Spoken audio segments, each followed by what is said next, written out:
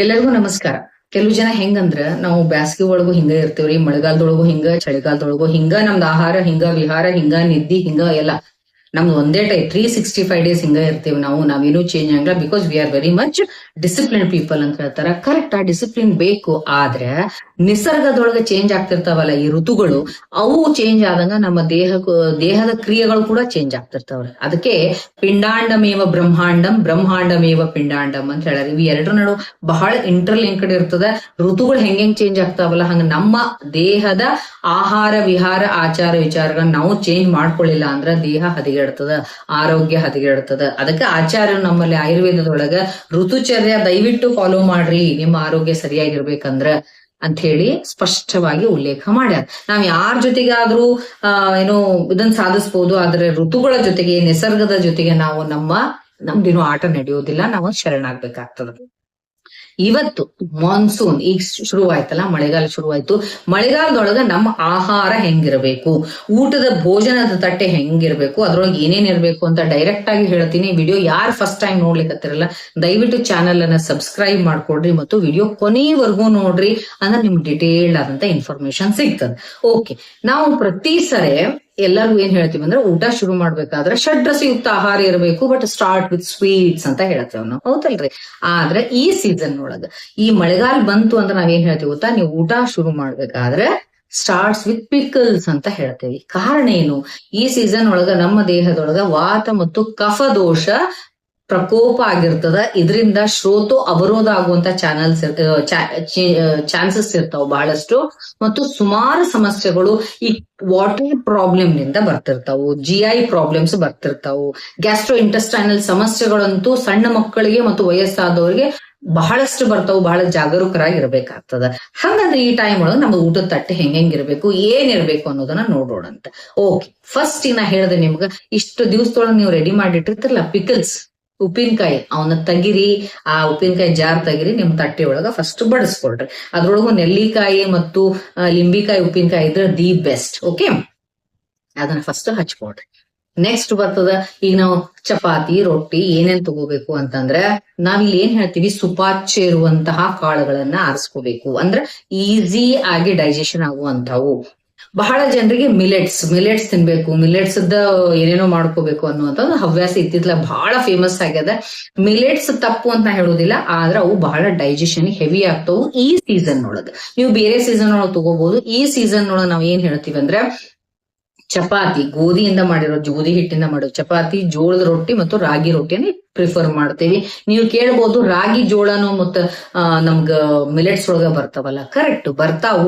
ಬೇರೆ ಮಿಲೆಟ್ಸ್ ಅನ್ನ ಕಂಪೇರ್ ಮಾಡಿದ್ರೆ ಇವು ಸ್ವಲ್ಪ ಲೈಟ್ ಇರ್ತಾವು ಡೈಜೆಷನ್ಗೆ. ಅದಕ್ಕೋಸ್ಕರ ನೀವೇನ್ ಮಾಡ್ಬೇಕು, ಗೋಧಿಯನ್ನ ಯೂಸ್ ಮಾಡ್ಕೋಬಹುದು, ಜೋಳ ಮತ್ತು ರಾಗಿ ಯೂಸ್ ಮಾಡ್ಕೊಂಡಂತಹ ರೊಟ್ಟಿಯನ್ನ ದಯವಿಟ್ಟು ಮಿಕ್ಸ್ ಮಾಡ್ಲಿಕ್ಕೆ ಹೋಗ್ಬೇಡ್ರಿ. ಬಹಳ ಜನ ಏನೇನೋ ಹಿಟ್ಟುಗಳನ್ನ ಮಿಕ್ಸ್ ಮಾಡಿ ಅದೊಂದು ಹೊಸ ಕಂಬೈನ್ಡ್ ರೊಟ್ಟಿ ಮಾಡ್ತಾರ, ಹಂಗ್ ಮಾಡ್ಲಿಕ್ಕೆ ಹೋಗ್ಬೇಡ್ರಿ. ಇಂಡಿವಿಜುವಲ್ ಆಗಿ ಜೋಳದ ರೊಟ್ಟಿ ಮಾಡ್ರಿ, ರಾಗಿ ರೊಟ್ಟಿ ಮಾಡ್ರಿ ಮತ್ತು ಚಪಾತಿಯನ್ನ ಮಾಡ್ರಿ. ಫ್ರೆಶ್ಲಿ ಪ್ರಿಪೇರ್ ಮಾಡಿದಂತ ಊಟವನ್ನ ಮಾಡ್ರಿ. ಈ ಸೀಸನ್ ಒಳಗಡೆ ಬಹಳ ಮುಖ್ಯ.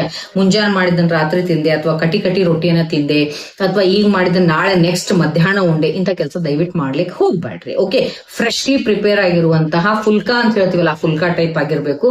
ಮೇಲೆ ನೀವು ಆಕಳ ತುಪ್ಪವನ್ನ ಸವರ್ಕೊಂಡು ಆ ಒಂದು ಸ್ನಿಗ್ಧದಿಂದ ಕೂಡಿರುವಂತ ರೊಟ್ಟಿಯನ್ನ ನಿಮ್ಮ ತಟ್ಟಿ ಒಳಗ ಹಾಕೊಂಡ್ರಿ. ಈಗ ಏನೇನ್ ಹಾಕೊಂಡ್ರಿ, ಉಪ್ಪಿನಕಾಯಿ ಹಾಕೊಂಡ್ರಿ, ರೊಟ್ಟಿ ಆಯ್ತು, ಹೌದಾ? ಈ ಪಲ್ಯ ಹಾಕೋಬೇಕಲ್ಲ. ಏನ್ ಪಲ್ಯ ಅಂತಂದ್ರ, ವೆಜಿಟೇಬಲ್ಸ್ ಅಂತ ಬಂತು ಅಂದ್ರೆ ನೀವು ಹೀರಿಕಾಯಿ, ಬೆಂಡಿಕಾಯಿ, ಚೌಳಿಕಾಯಿ, ಬೀನ್ಸ್, ಬದ್ನಿಕಾಯಿ ಯಾವುದೇ ಇದ್ರೂ ಕೂಡ ತಗೋಬಹುದು. Cleanliness is very important. ಸರಿಯಾಗಿ ವಾಶ್ ಮಾಡ್ಕೊಡ್ರಿ. ಮೇನ್ ಥಿಂಗ್, ಈ ಸೀಸನ್ ಒಳಗ ವಾಟರ್ ಕಂಟ್ಯಾಮಿನೇಷನ್ ಆಗೋದ್ರಿಂದ ವಾಟರ್ ಬೋರ್ನ್ ಪ್ರಾಬ್ಲಮ್ಸ್ ಬಹಳ ಬರ್ತಾವು. ಅದಕ್ಕೋಸ್ಕರ ಸರಿಯಾಗಿ ವಾಶ್ ಮಾಡಿ ನೀವು ಆ ಪಲ್ಯಗಳನ್ನ ಮಾಡ್ಕೋಬೇಕು. ಇನ್ನ ಈ ತಪ್ಪಲು ಪಲ್ಯ ಹೆಚ್ಚಿಗೆ ಯೂಸ್ ಮಾಡ್ಬೇಡ್ರಿ ಅಂತ ನಾವ್ ಹೇಳ್ತೀವಿ. ಇಲ್ಲಪ್ಪ, ನಾವ್ ಮಾಡ್ಲೇಬೇಕು, ನಮ್ಮ ಮೆಂತ್ಯ ಸೊಪ್ಪು ಬೇಕೇ ಬೇಕು, ರಾಜಗಿರಿ ಬೇಕೇ ಬೇಕು, ಕಿರ್ಕ್ಸಾಲಿ ಬೇಕೇ ಬೇಕು, ಸಬ್ಬಸ್ಗಿ ಬೇಕೇ ಬೇಕು, ಈ ತರ ಇರುವಂತವ್ರು ಏನ್ ಮಾಡ್ಕೋಬೇಕು ಅಂದ್ರೆ, ಅವ್ರಿಗೊಂದು ಫಾರ್ಮುಲಾ ನಮ್ಮ ಆಚಾರ್ಯ ಏನ್ ಹೇಳ್ಯಾರಪ್ಪ ಅಂದ್ರೆ, ಸ್ವಿನ್ ನಮ್ ನಿಷ್ಪೀಡಿತರ ಸ್ನೇಹಾಡ್ಯಂ ಅಂತ ಹೇಳ್ಯಾರ. ಅಂದ್ರೆ ಸರಿಯಾಗಿ ಕುದಿಸ್ಬೇಕು. ಸ್ವಿನ್ ನಮ್ ಅಂದ್ರೆ ಸರಿಯಾಗಿ ಕುದಿಸ್ಬೇಕು. ಆಮೇಲೆ ನಿಷ್ಪೀಡಿತ ರಸಂ, ಅದನ್ನ ಹಿಂಡಿ ನೀರನ್ನು ತೆಗೆದು ಬಿಡಬೇಕು. ಆಮೇಲೆ ಉಳಿದಂತ ತಪ್ಪಲಕ್ಕೆ ಏನ್ ಮಾಡ್ಬೇಕು ಅಂದ್ರೆ, ಸ್ನೇಹಾಡ್ಯಂ, ಸ್ವಲ್ಪ ತುಪ್ಪ ಅಥವಾ ಒಳ್ಳೆ ಕ್ವಾಲಿಟಿ ಎಣ್ಣೆ ಒಳಗಡೆ ನೀವು ಒಗ್ಗರಣೆ ಅನ್ಬೋದು, ತಾಳಿಸಿ ಸ್ವಲ್ಪ ಸ್ಪೈಸಸ್ ಅನ್ನು ಹಾಕೊಂಡು ಪಲ್ಯ ಮಾಡ್ಕೊಂಡು ನೀವು ಹಾಕೊಳ್ಬಹುದು. ಈ ತಟ್ಟಿ ಒಳಗ ರೊಟ್ಟಿ ಬಂತು, ಪಲ್ಯ ಬಂತು, ಹೌದಾ? ದೆನ್ ಉಪ್ಪಿನಕಾಯಿ ಬಂತು. ಕಾಳುಗಳ ಪಲ್ಯನ ಯೂಸ್ ಮಾಡ್ರಿ. ಬಟ್ ಈ ಟೈಮ್ ಒಳಗಡೆ ಎಂಥ ಕಾಳುಗಳನ್ನ ಯೂಸ್ ಮಾಡ್ಕೋಬೇಕು ಅಂದ್ರೆ ಸ್ವಲ್ಪ ಆದಷ್ಟು ಹಳೆ ಕಾಳುಗಳು, ಕನಿಷ್ಠ 2 ವರ್ಷದ ಹಳೆ ಕಾಳುಗಳನ್ನ ನೀವು ಆರಿಸ್ಕೋಬೇಕು. ಹೆಸರು ಕಾಳಿದ್ರು ಪರವಾಗಿಲ್ಲ. ಆಮೇಲೆ ಅಕ್ಕಿ ತಗೋಬೇಕಾದ್ರೆ ಸೆಲೆಕ್ಟ್ ಮಾಡ್ಕೋಬೇಕಾದ್ರೆ ಓಲ್ಡ್ ರೈಸ್ ಅನ್ನ ಸೆಲೆಕ್ಟ್ ಮಾಡ್ಕೊಡ್ರಿ. ಹೊಸಾದಿರ್ಬಾರ್ದು. ಆಮೇಲೆ ಉದ್ದಿನ ಬ್ಯಾಳಿಯನ್ನ ಹೆಚ್ಚಿಗೆ ಯೂಸ್ ಮಾಡ್ಲಿಕ್ಕೆ ಹೋಗ್ಬೇಡ್ರಿ. ಈ ಸೀಸನ್ ಬಗ್ಗೆ ಹೇಳಿಕತ್ತೀನಿ, ಬಹಳ ಹೆವಿ ಇರ್ತದ.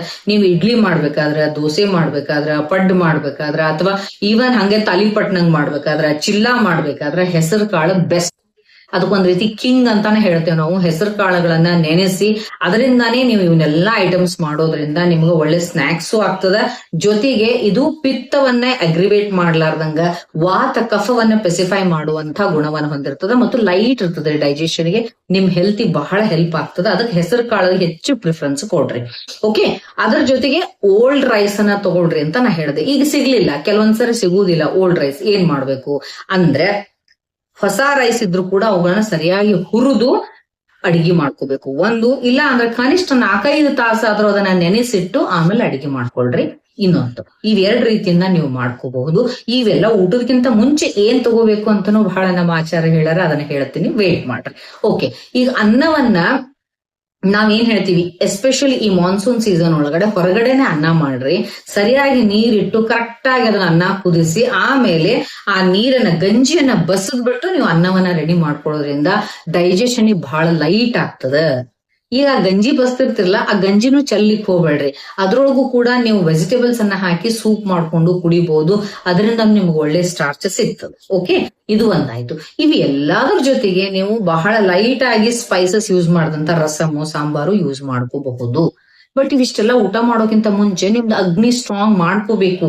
ಅಗ್ನಿ ಸ್ಟ್ರಾಂಗ್ ಇರ್ಲಾರ್ದೆ ಊಟಕ್ಕೆ ಕುಂತ್ರಿ ಅಂದ್ರೆ ಉಂಡದ್ದು ಸರಿಯಾಗಿ ಜೀರ್ಣ ಆಗುದಿಲ್ಲ. ಅದಕ್ಕೆ ಏನ್ ಹೇಳಾರಪ್ಪ ಅಂದ್ರೆ ನಾಗರಂ ಸರ್ವಶ್ರೇಷ್ಠಂ ಅಂತ ಹೇಳ್ತೀವಿ, ಅಥವಾ ವಿಶ್ವಶ್ರೇಷ್ಠಂ ವಿಶ್ವ ಭೇಷಜಂ ಅಂತ ಹೇಳ್ತಾರ. ಅಂದ್ರೆ ಅದ್ರಕ ಶುಂಠಿಗೆ ಅಷ್ಟು ದೊಡ್ಡ ಒಂದು ಉನ್ನತ ಸ್ಥಾನ ಐತ್ರಿ. ಅದ್ರ ಬಗ್ಗೆ ಆಚಾರ್ಯರು ಬಹಳ ಕ್ಲೀನ್ ಆಗಿ ಏನ್ ಹೇಳಾರಪ್ಪ ಅಂದ್ರೆ ಆದ್ರಕಂ ಭಕ್ಷಣಾತ್ ಪೂರ್ವೇ ಸೈಂಧವೇನ ಸಮನ್ವಿತಂ ದೀಪನಂ ರೋಚನಂ ಚೈವ ವಾತ ಕಫ ವಿನಾಶನಂ. ಊಟದಕ್ಕಿಂತ ಮುಂಚೆ, ಭಕ್ಷಣಾತ್ ಪೂರ್ವದಲ್ಲಿ ಊಟದಕ್ಕಿಂತ ಮುಂಚೆ ನೀವೇನ್ ಮಾಡ್ಬೇಕು, ಸ್ವಲ್ಪ ಶುಂಠಿ, ಹಸಿ ಶುಂಠಿ ಅಂತ ಹೇಳ್ತೀವಲ್ಲ, ಆ ಜಿಂಜರ್ ಅನ್ನ ಚಂದಾಗಿ ಕುದಿಸಿ ಅದ್ರೊಳಗೆ ಸ್ವಲ್ಪ ಸೈಂಧವ ಲವಣವನ್ನ ಹಾಕಿ ಕುದಿಸಿ ಆ ನೀರ್ ಕುಡಿಯೋದ್ರಿಂದ ನಿಮ್ದು ಅಗ್ನಿ ಉದ್ದೀಪನ ಆಗ್ತದ, ಇಗ್ನೈಟ್ ಆಗ್ತದೆ, ಆಕ್ಟಿವೇಟ್ ಆಗ್ತದ. ಸರಿಯಾಗಿ ಊಟ ಮಾಡಿದ್ರು ಡೈಜೆಷನ್ ಆಗ್ತದೆ. ಅಟ್ಲೀಸ್ಟ್ ಅರ್ಧ ಗಂಟೆ 3/4 ಗಂಟೆ ಮುಂಚೆ ಇದನ್ನ ಕುಡಿಬೇಕು.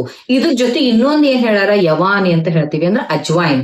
ಅದು ಕೂಡ ದೀಪನ ಪಾಚನವನ್ನ ಮಾಡ್ತದ. ಅದ್ರ ಬಗ್ಗೆನು ಎಷ್ಟು ಕ್ಲೀನ್ ಆಗಿ ಹೇಳಾರಂದ್ರೆ ಯವಾನಿ ಕಟುಕಾ ತಿಕ್ತ ಉಷ್ಣ ದೀಪನಿ ಪಾಚನಿ ವಾತ ಕಫಹರಾರೂಕ್ಷ ಗುಲ್ಮಶೂಲ ವಿನಾಶಿನಿ ಅಂತ ಹೇಳ್ಯಾರ.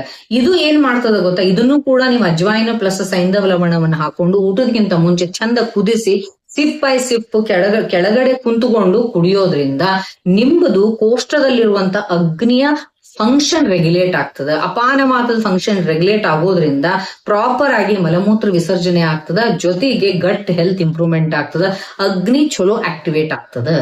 ಇವೆರಡು ಯೋಗಗಳನ್ನ, ಇನ್ನು ಹಲವಾರು ಯೋಗಗಳದಾವು, ಬಟ್ ನಾ ಇವತ್ತು ಈ ಕಾಂಟೆಕ್ಸ್ಟ್ ಒಳಗೆ ಇವೆರಡು ಯೋಗಗಳನ್ನ ಹೇಳಲಿಕತ್ತೀನಿ. ಇವನ್ನ ನೀವು ಊಟದಕ್ಕಿಂತ ಅರ್ಧ ಗಂಟೆ ಮುಂಚೆ ಕುಡಿದು ನಂತರ ಊಟಕ್ಕೆ ಕೂತ್ಕೊಳ್ರಿ. ಊಟದೊಳಗೆ ನಾ ಹೇಳಿದ್ನೆಲ್ಲ ಇಂತ ಎಲ್ಲಾ ಆಹಾರ ಪದಾರ್ಥಗಳನ್ನ ಯೂಸ್ ಮಾಡ್ಕೊಡ್ರಿ. ಇನ್ನ ಹಣ್ಣುಗಳನ್ನ ತಿನ್ಬಹುದು. ಈ ಸೀಸನ್ನಿಗೆ ಯಾವ ಹಣ್ಣುಗಳು ಬರ್ತಾವ ಆ ಹಣ್ಣುಗಳನ್ನ ನಿಮ್ಮ ಶಕ್ತ್ಯಾನುಸಾರ ಸ್ವಲ್ಪ ಆದ್ರೂ ತಿನ್ಕೊಳ್ರಿ. ಇದರಿಂದ ಕೂಡ ನಿಮ್ಗ ಫುಲ್ ಬ್ಯಾಲೆನ್ಸ್ಡ್ ಫುಡ್ ಸಿಗ್ತದೆ. ಅರ್ಥ ಆಯ್ತು? ಓಕೆ, ಇವೆಲ್ಲ ಮಾಡಿದ್ವಿ. ನೀರ್ ಹೆಂಗ್ ಕುಡಿಬೇಕು ಅಂದ್ರೆ ಮಾನ್ಸೂನ್ ಸೀಸನ್ ಒಳಗ ನೋಡ್ರಿ, ನೀರ್ಗೂ ಬಹಳ ಇಂಪಾರ್ಟೆಂಟ್.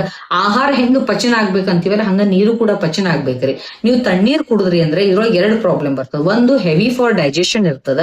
ಎರಡನೇದ್ದು ಕ್ಲೀನ್ಲಿನೆಸ್. ಅಗೇನ್ ವಾಟರ್ ಒಳಗೆ ಏನೇನ್ ಇರಂಗಿಲ್ಲ, ಎಲ್ಲಾ ರೀತಿಯ ಸಮಸ್ಯೆಗಳು ವಾಟರ್ ಇಂದಾನೇ ಬರೋದ್ರಿಂದ ನಾವ್ ಇದನ್ನ ಚಲೋ ತಂಗ ಕುದಿಸ್ರಿ. ಚಂದಾಗಿ ನೀರನ್ನ ಕುದಿಸಿ ಆರಿಸಿದ ನೀರಿಗೆ ನೀವು ಈ ಅಜ್ವೈನ್ ಆದ್ರೂ ಹಾಕೋಬಹುದು, ಜೀರಿಗೆ ಆದ್ರೂ ಹಾಕೋಬಹುದು, ಅಥವಾ ಶುಂಠಿ ಪೌಡರ್ ಆದ್ರೂ ಹಾಕೊಂಡು ಕುಡಿಯೋದ್ರಿಂದ ನಿಮಗೆ ಒಳ್ಳೆ ರೀತಿಯಿಂದ ನೀರು ಕೂಡ ಸರಿಯಾಗಿ ಪಚನೆ ಆಗ್ತದ ಮತ್ತು ಪಂಚವಾತಗಳು, ಪಂಚಪಿತ್ತಗಳು, ಪಂಚ ಕಫಗಳಲ್ಲಿ ಬ್ಯಾಲೆನ್ಸ್ ಬರ್ತದ. ಈ ಸೀಸನ್ ಒಳಗಡೆ ನಿಮ್ ಹೆಲ್ತ್ ಅನ್ನ ಪ್ರಿಸರ್ವ್ ಮಾಡ್ಕೋಬಹುದು. ನಾ ಹೇಳಿದ್ನಲ್ಲ, ನೀವು ಇವೆಲ್ಲಾ ಐಟಮ್ಸ್ ಒಂದ್ಸರಿ ನಿಮ್ಮ ತಟ್ಟಿ ಒಳಗಡೆ ಇಮ್ಯಾಜಿನೇಷನ್ ಮಾಡ್ಕೊಡ್ರಿ. ಯು ಸಿ ಅ ಕಲರ್ಫುಲ್, ಹೆಲ್ದಿ ಮತ್ತು ಲೈಟ್ ಆಗಿರುವಂತ, ಡೈಜೆಷನ್ ಬಹಳ ಹಗುರವಾಗಿರುವಂತ ಒಂದು ಊಟದ ತಟ್ಟೆ ನಿಮ್ ಕಣ್ಣಿಗೆ ಕಾಣಿಸ್ತದ. ಇದನ್ನ ಎಂಜಾಯ್ ಮಾಡ್ರಿ. ಈ ಪಕೋಡ ಅದನ್ ತಿಂದೆ, ಚಹಾ ಕುಡದೆ, ವಾತ ವೃದ್ಧಿ ಆಗುವಂತಹವು, ಪಿತ್ತ ವೃದ್ಧಿ ಆಗುವಂತಹ ತೀಕ್ಷ್ಣ ಆಹಾರಗಳನ್ನ ದಯವಿಟ್ಟು ಸೇವನೆ ಮಾಡ್ಲಿಕ್ಕೆ ಹೋಗ್ಬೇಡ್ರಿ. ಇವೆಲ್ಲವನ್ನ ಸರಿಯಾಗಿ ಫಾಲೋ ಮಾಡ್ರಿ. ಡೆಫಿನೆಟ್ಲಿ ನೀವು ಈ ಸೀಸನ್ ಒಳಗ ಹೆಲ್ತ್ ಅನ್ನ ಪ್ರಿಸರ್ವ್ ಮಾಡ್ಕೋಬಹುದು. ಮತ್ತು 3 ಹೊತ್ತು ಊಟ ಮಾಡ್ಬೇಕು ಅನ್ನುವಂತ ಕಾನ್ಸೆಪ್ಟ್ ಅನ್ನ ಬಿಟ್ಟು ಹಾಕಿ, ಹಬ್ಬಗಳು ಬರ್ತಾವು, ಹಬ್ಬಗಳ ನೆಪದೊಳಗ ದೇಹಕ್ಕೆ ರೆಸ್ಟ್ ಕೊಡ್ರಿ, ಉಪವಾಸವನ್ನ ಹೆಚ್ಚೆಚ್ಚು ಮಾಡ್ರಿ, ನಿಮ್ಮ ಪ್ರಕೃತಿ ಹೊಂದುವಂತ ಉಪವಾಸವನ್ನ ಮಾಡ್ರಿ. ಯಾವ್ಯಾವ ರೀತಿ ಮಾಡ್ಬೇಕು ಅನ್ನೋದನ್ನು ಕೂಡ ನಾನು ಹಿಂದಿನ ಒಂದು ವಿಡಿಯೋ ಒಳಗೆ ಹೇಳಿನ, ಆಟೋಫೇಜಿ ಒಳಗಡೆ ನೋಡ್ರಿ. ವಾರಕ್ಕೆ 1 ಸರಿ ಅಥವಾ 15 ದಿವ್ಸಕ್ಕೆ 1 ಸರಿ ಕಂಪ್ಲೀಟ್ ಆಗಿ ನಿಮ್ಮ ಪ್ರಕೃತಿ ಹೊಂದುವಂಗ ನೀವು ಉಪವಾಸ ಮಾಡೋದ್ರಿಂದ ಒಂದ್ ರೀತಿ ನಿಮ್ಮ ದೇಹ ರೀಜುವಿನೇಷನ್ ಆಗ್ತದ, ಒಳಗಡೆಯಿಂದ ಶುದ್ಧಿ ಆಗ್ತದ, ಮತ್ತು ನಿಮ್ಮ ದೇಹದ ಆರೋಗ್ಯ ಕಾಪಾಡ್ಕೋಬಹುದು, ಲಾಂಗ್ ಹೆಲ್ದಿ ಲೈಫ್ ಅನ್ನ ನಡೆಸಬಹುದು. ಐ ಥಿಂಕ್ ನಾ ಹೇಳಿರೋ ಪಾಯಿಂಟ್ಸ್ ನಿಮ್ಗೆಲ್ಲರಿಗೂ ಲೈಕ್ ಆಯ್ತು ಅಂತ ದಯವಿಟ್ಟು ಚಾನೆಲ್ ಅನ್ನ ಸಬ್ಸ್ಕ್ರೈಬ್ ಮಾಡ್ಕೊಡ್ರಿ, ದೆನ್ ಲೈಕ್ ಮಾಡ್ರಿ, ಶೇರ್ ಮಾಡ್ರಿ, ನಿಮ್ ಎಲ್ಲಾ ಫ್ರೆಂಡ್ಸ್ಗೂ ಶೇರ್ ಮಾಡ್ರಿ, ಅಂಡ್ ನಿಮ್ಮ ವ್ಯಾಲ್ಯೂಬಲ್ ಕಮೆಂಟ್ಸ್ ಅನ್ನ ಕಮೆಂಟ್ ಅಲ್ಲಿ ಹಾಕಿ. Thank you very much.